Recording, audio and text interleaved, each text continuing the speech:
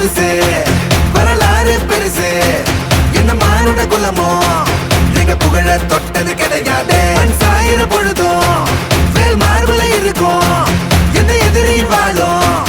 எங்க முதுக பார்த்தது கிடையாது 1000 கை உன்னை சரிக்கும் உன் மனச தூக்கி நிறுத்து உன்னை வீசிட பாக்குற எவனோ எட்டு விழணும் வழிய கொடுத்து